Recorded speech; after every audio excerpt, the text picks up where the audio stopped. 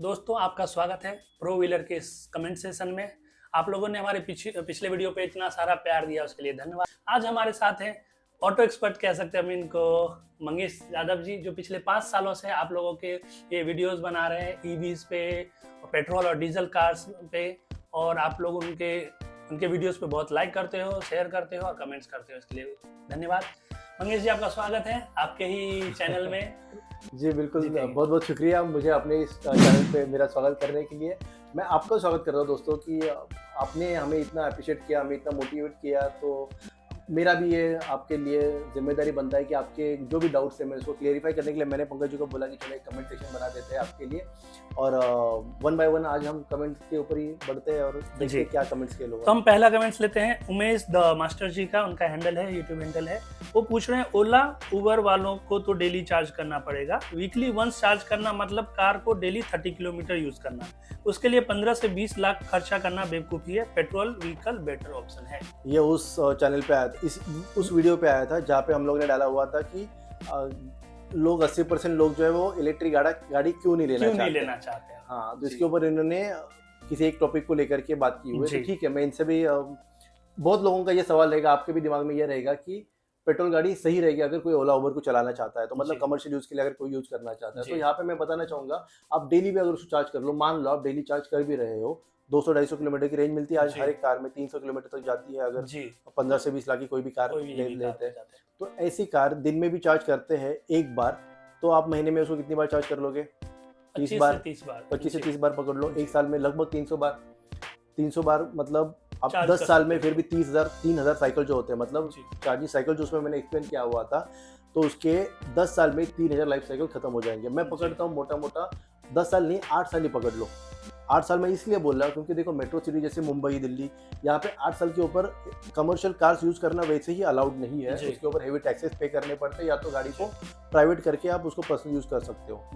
तो यहाँ पे बात आ जाती है कि 8 साल के बाद उन ओला उबर ओनर्स को अपनी कार स्क्रैप में देके या फिर कहीं पे और सेल आउट करके उनको फिर से एक नई कमर्शियल कार लेनी पड़ेगी, तो उसकी लाइफ भी तो 8 साल ही पकड़नी पड़ेगी अपने को। 8 साल में पूरी कार खत्म हो गई उनके लिए तो खत्म हो गई 8 साल में। और चलाना जितना पड़ता है, देखो एक और पॉइंट है, बहुत कम रेट पे कोई लेता नहीं है। उसमें क्या होता है कि ओवर द टाइम जो होता है ना, उसमें पार्ट्स के प्राइसेस जो है वो बहुत महंगे होने लगते हैं, क्योंकि उसमें खर्चा इतना आने लगता है, मेंटेनेंस का जो पार्ट है। क्योंकि देखिए एक पेट्रोल डीजल कार में आप समझ लो या सीएनजी कार है, तो उसमें जो लगने वाले पार्ट्स है, मूविंग पार्ट्स ही कम से कम 3 से 4 हजार मूविंग पार्ट्स है उसके अंदर। इलेक्ट्रिक व्हीकल में गिन के 40 से 50 मूविंग पार्ट्स आते हैं, वो भी अच्छे से अच्छे। जितने ज्यादा मूविंग पार्ट्स कम होंगे दोस्तों, उतना ज्यादा आपको रिपेयर पे कम खर्चा मेंटेनेंस कम आएगा। बिल्कुल। और दूसरा एक वीडियो में इसके ऊपर अलग से बनाऊंगा कि इलेक्ट्रिक कार्स के लिए मेंटेनेंस वैसा कम क्यों होता है, क्योंकि चारों व्हील पे देखिए सेम वेट रहेगा, क्योंकि आगे इंजन नहीं है, जो बैटरी है वो फ्लोर के साथ में लगी हुई है, तो चारों व्हील पे सेम प्रेशर आ रहा है, तो सस्पेंशन का खर्चा कम होता है। रीजेनरेटिव ब्रेकिंग की वजह से ब्रेक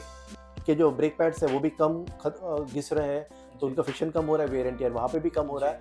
और दूसरी बात है सबसे इम्पोर्टेंट, 8 साल के बाद अगर आप बैटरी डालते भी हो उसमें, आपकी जो ईवी कार है, तो 8 साल के बाद आपकी गाड़ी पूरी नहीं हो जा रही है, क्योंकि फिर से उसकी नई लाइफ मिल रही है, और यहाँ पे 8 साल के लिए रिचार्ज हो रही है। और कितना खर्चा आएगा तभी, अगर आज के रेट के हिसाब से भी पकड़े तो 8 से 9 लाख के आसपास बैटरी का खर्चा रहेगा, 20 लाख की गाड़ी का। तो पकड़ के चलो कि जब ओवर द टाइम जैसे प्राइसेस भी कम हो रहे हैं, आप 5 साल का कोई भी ग्राफ उठा के देख लो, जो बैटरी हमें पहले 20,000 से 25,000 रुपए पर किलोवाट मिल रही थी, आज वो गिरकर 8 से 10,000 रुपए पर किलोवाट मिल रही है। आधे से भी ज्यादा कम रेट हो गया 5 सालों में।